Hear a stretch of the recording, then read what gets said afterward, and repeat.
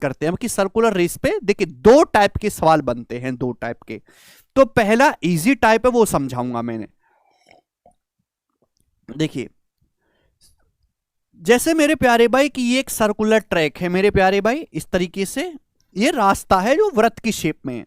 अब यहां से दो बंदे दौड़ना शुरू करते हैं, दो भी बंदे हो सकते हैं, तीन भी हो सकते हैं, चार भी हो सकते हैं, कितने भी हो। इस पॉइंट से तीन बंदे दौड़ना शुरू करते हैं A B C.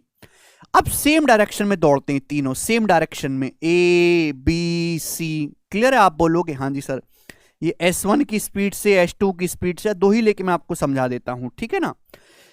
Same direction में दौड़ना शुरू करते हैं, एक ही टाइम पे दौड़ना शुरू करते हैं। ऐसा नहीं कि सुबह 7 बजे दौड़ रहा है या 8 बजे, नहीं, दोनों बंदे एक ही दिशा में दौड़ना शुरू करते हैं, एक साथ दौड़ना शुरू करते हैं। ठीक है दोस्तों, ये S1 की स्पीड से S2 की स्पीड से। तो मैं ये कहना चाहता हूं time taken to meet for the first time at the starting point, ये कितने टाइम के बाद वापस से दोबारा इसी पॉइंट पर मिलेंगे।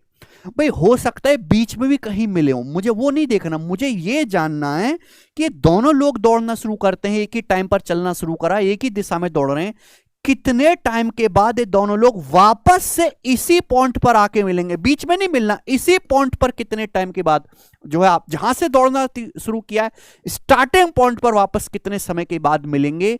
तो वो जो टाइम होता है उसके लिए आपको एलसीएम लेना पड़ेगा। भाई सपोज ए जो है एक पूरा चक्कर लगाता है T1 टाइम में, ए जो है ये जो बंदा ए है ये पूरा चक्कर लगाने में T1 समय लेता है इस पूरे सर्कुलर ट्रैक का, और ये बी जो है एक पूरा राउंड लगाने में वो T2 समय लेता है। तो दोनों लोग ये T1 समय में एक चक्कर मारेगा, ये T2 समय में चक्कर मारेगा। चक्कर मारते मारते यहां पर कितने टाइम बाद मिलेंगे दोनों, स्टार्टिंग पॉइंट पर ही वो जो टाइम होगा T1 और T2 का एलसीएम होगा। अगर आपको टाइम नहीं दे रखा, आपको दे रखा है कि भाई इस सर्कुलर की परिधि L है भाई, इस ट्रैक की जो परिधि है वो L है, ये लंबाई जो है ये L है, तो L परिधि है। पहला बंदा S1 की स्पीड से दौड़ता है तो पहले बंदे को एक चक्कर मारने में कितना टाइम लगेगा, L upon S1। But time क्या होता है, डिस्टेंस अपॉन स्पीड। भाई ये पूरी परिधि जो है सर्कुलर ट्रैक की L है, लंबाई सर्कुलर ट्रैक की L है, तो पहला बंदा एक चक्कर मारेगा इतने समय में, डिस्टेंस अपॉन स्पीड S1 है। दूसरा बंदा एक चक्कर मारेगा, भाई डिस्टेंस L है, S2 की स्पीड से दौड़ रहा है इतने समय में, तो ये टाइम हो गया। इस टाइम का आपको क्या लेना है, एलसीएम लेना है। चाहे तो दोनों रेसर एक ही दिशा में दौड़ें, चाहे दोनों रेसर विपरीत दिशा में दौड़ें, कंसेप्ट यही रहेगा, कंसेप्ट नहीं बदलने वाला। स्टार्टिंग पॉइंट पर जो आपको टाइम निकालना उसके लिए आपको एलसीएम लेना पड़ेगा। इस सवालों से समझाता हूं, ध्यान से सुनिएगा। सवाल नंबर 1, इसी साल के एमटीएस के पेपर में लेटेस्ट क्वेश्चन आया, बताओ। एक खेल के मैदान के चारों ओर एक वृत्ताकार पथ है, राहुल को मैदान का एक चक्कर लगाने में 15 मिनट लगते हैं जबकि अनिल को इसमें 18 मिनट लगते हैं।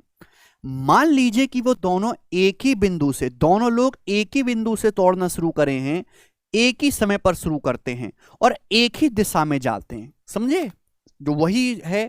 तो पूछा कितने समय, कितने मिनट के बाद वो फिर से स्टार्टिंग पॉइंट पर मिलेंगे। एक ही दिशा में दौड़ रहे हैं, एक ही समय पर दौड़ना शुरू करे, एक ही बिंदु से दौड़ना शुरू करे, कितने टाइम के बाद वो दोनों लोग दोबारा से मिलेंगे। भाई राहुल चक्कर लगाता है 15 मिनट में, अनिल पूरे मैदान का चक्कर लगाता है 18 मिनट में, तो टाइम होगा वो 15 और 18 का एलसीएम, यानी कि सीधा का सीधा 90 मिनट। 15 और 18 दोनों से कटने वाली सबसे छोटी संख्या 90 मिनट। समझ में? आप बोलोगे हाँ जी सर बिल्कुल सही। ये देखिएगा सवाल नंबर 2, अलग अलग एग्जाम के सवाल हैं, ये देखिएगा। ए बी सी चलना शुरू करते हैं सेम टाइम पर, सेम पॉइंट से सेम डायरेक्शन में, एक सर्कुलर ग्राउंड पे दौड़ते हैं। ए एक राउंड पूरा करता है 240 सेकंड में, बी 300 सेकंड में, सी 160 सेकंड में। कितने समय के बाद स्टार्टिंग पॉइंट पर मिलेंगे। तो मुझे इनका एलसीएम लेना है। इनका एलसीएम में 42 तो नहीं आएगा। भाई एक राउंड मारता है 240 सेकंड में, बी मारता है 300 सेकंड में और सी मारता है 160 सेकंड में। तो मुझे लेना है इनका एलसीएम। तो भाई एलसीएम क्या होता है, वह सबसे छोटी संख्या जो इससे भी डिवाइड हो, इससे भी डिवाइड हो, इससे भी डिवाइड हो। अब 43 तो कहीं नहीं है, ये नहीं आ सकता। 41 प्राइम नंबर है, 41 इनमें जब है ही नहीं तो कैसे आएगा। 42 में 7 आता है, 7 भी यहां तीनों में कहीं नहीं, ये भी नहीं आएगा, ये उत्तर होगा। अगर सॉल्व करना चाहते हैं 240, 300 और 160 का एलसीएम क्या आएगा भैया, 2400 सेकेंड। 2400 वह सबसे छोटी संख्या है जो 24 240 से भी कटेगी 10 बार, 300 से भी 8 बार और 160 से भी जाएगी ये 15 बार।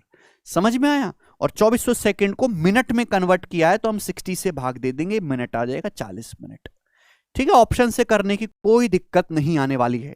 अब यहां से अगली वैरायटी जो सर्कुलर ट्रैक की बनती है वो मैं आपको समझाऊंगा, उससे पहले आपको एक कंसेप्ट जानना पड़ेगा सर्कुलर रेस का। ध्यान सुनिएगा, अभी तक हमने जितने भी सवाल करे हमने ये सीखा कि वो स्टार्टिंग पॉइंट पर दोबारा कितने टाइम के बाद मिलेंगे। अब हमें स्टार्टिंग पॉइंट पर नहीं मिलना है, फर्स्ट टाइम कितने समय के बाद मिलेंगे। बोला है दो रेसर, दो धावक, दो दौड़ने वाले बंदे सेम डायरेक्शन में दौड़ना शुरू करते हैं और ये एक ही दिशा में दौड़ रहे हैं, एक ही दिशा में। रेस की जो टोटल लंबाई है L है। माना पहले रेसर की स्पीड S1 है, दूसरे रेसर की स्पीड जो S2 है। तो आपसे पूछा time taken to meet for the first time, ये पहली बार कितने समय के बाद मिलेंगे। मैं मान के चल रहा हूं मेरे दोस्तों कि यहां पे पहले खिलाड़ी की स्पीड जो है वो ज्यादा है दूसरे खिलाड़ी से। ध्यान से सुनिएगा मेरे दोस्त, तो ये सर्कुलर ट्रैक है, इस पे दो खिलाड़ी दौड़ना शुरू करते हैं मेरे प्यारे भाई।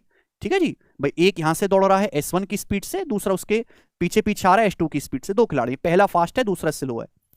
तो कितने समय के बाद वो पहली बार मिलेंगे, फर्स्ट टाइम। कहीं भी मिल सकते, जरूरी नहीं कि स्टार्टिंग पॉइंट पर, कहीं भी, यहां पे यहां पे यहां पे कहीं भी फर्स्ट टाइम ये दौड़ने के बाद पहली बार कितने समय के बाद मिलेंगे। समय बराबर होता है डिस्टेंस बटे रिलेटिव स्पीड।